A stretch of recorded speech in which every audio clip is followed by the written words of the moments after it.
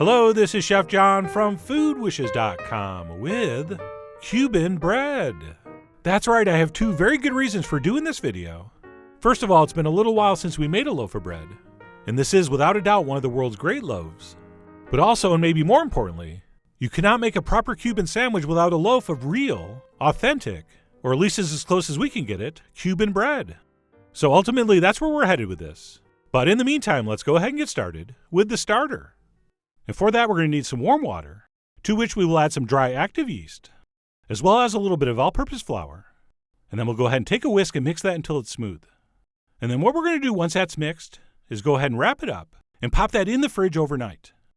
All right, Cuban bread is very unique in that the yeast is introduced in two ways, with the starter we're making now, plus more dry active yeast when we make the dough. Okay, so keep that in mind. If you want this bread today, you have to make the starter yesterday. So like I said, we'll wrap that up and pop it in the fridge overnight. And the next day, you should have something that looks like this. All right, it's going to be kind of bubbly, and it'll have some scary-looking liquid floating on the top.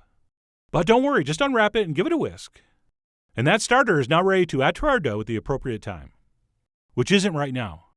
So we'll set that aside and move on to the rest of the dough ingredients, which will start with our second addition of yeast. So we'll toss some of that into a mixing bowl, as well as a little touch of white sugar. And then, of course, to activate the yeast, we're going to need some warm water. And if you want, and your yeast is relatively new, you could just proceed with the rest of the ingredients. But I'm old school, not to mention a little bit paranoid. So I usually like to wait about 10 or 15 minutes to make sure my yeast is alive. And if you see bubbles and foam forming on the surface, it is.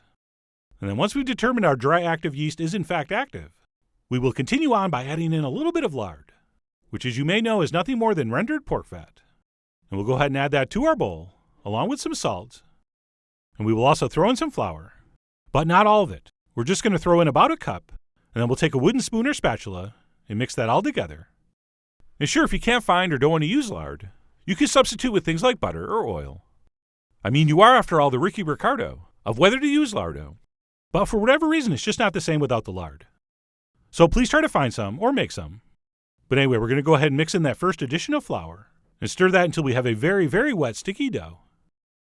And then once that's been accomplished, we can continue on by adding almost all our starter.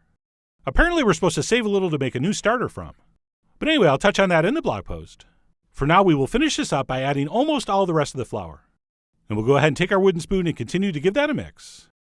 And by the way, the reason we never want you to put all the flour in at once is because we don't know exactly how much we're going to need. Okay, bread is not an exact science, which is why it's so fun. So what we'll do is add everything in, but save about a half a cup or so, adding that in as we need, if we need it. Okay, I hope that's not confusing. There was a lot of needs in that sentence. But anyway, what we'll do is stir in almost all the flour, save about a half a cup, and we will mix that with our spoon until it becomes too annoying to continue, at which point we will transfer this onto our work surface and continue by kneading with our hands.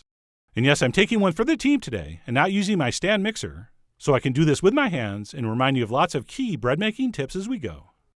And the biggest and best tip I already gave you: don't add all the flour at once. Because while you can add liquid to a too dry dough, it's 1,000 times easier to add flour to a wet dough. So what we'll do is knead that as shown until it comes together. And while we're kneading it, we're feeling it. And what we're feeling for is the dough becoming too sticky. And we'll know because it'll start to stick to the table or our hands. So bottom line, knead it and keep kneading until either it comes out perfectly or you have to add a little more flour, which is what I'm doing here.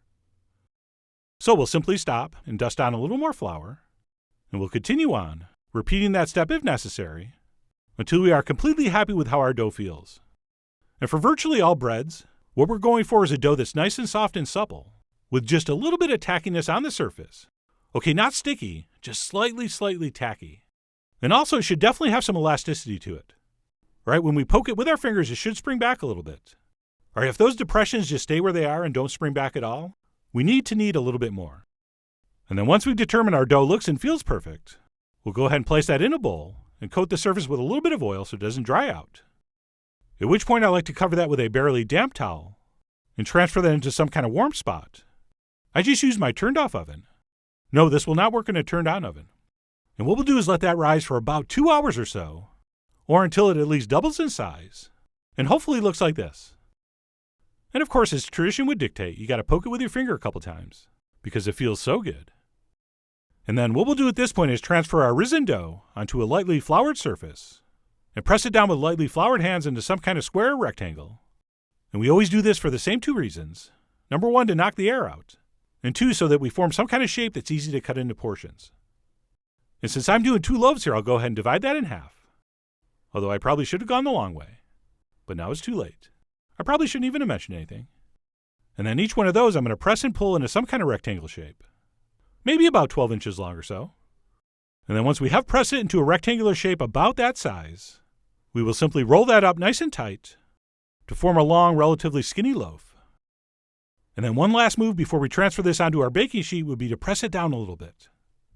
Okay, this is optional, but if you're making sandwiches with this, highly recommended. So we'll kind of flatten that out a little bit before transferring that onto some kind of cornmeal lined baking sheet.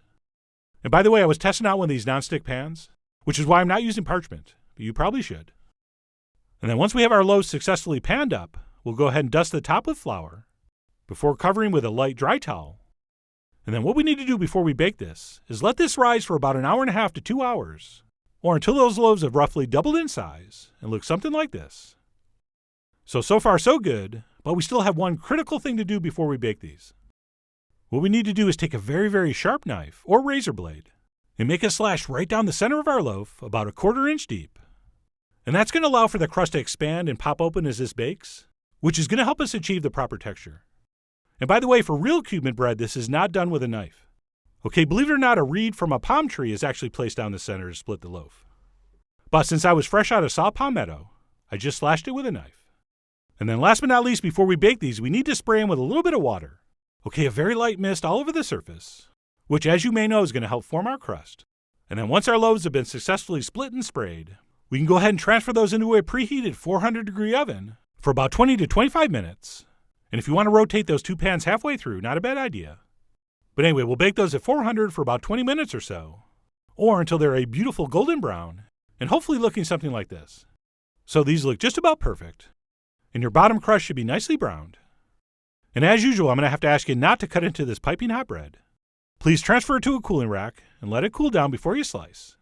So as hard as it was, I did let mine cool down before slicing in to see how we did. And we are hoping to see 2 things to indicate we did this right. First, we should have a crisp, very flaky, paper-thin crust, surrounding a very tender, very light, very airy interior. And that's exactly what we had here. And to celebrate, I'm going to have another piece with some butter.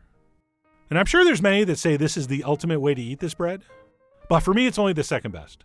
For me, the ultimate use of this bread is to make Cuban sandwiches with, which, as I mentioned in the intro, is what we're going to do with this next. In fact, let me give you a little quick sneak preview. Okay, that's enough.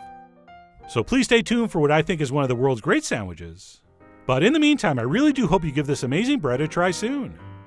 So head over to foodwishes.com for all the ingredient amounts and more info as usual. And as always, enjoy.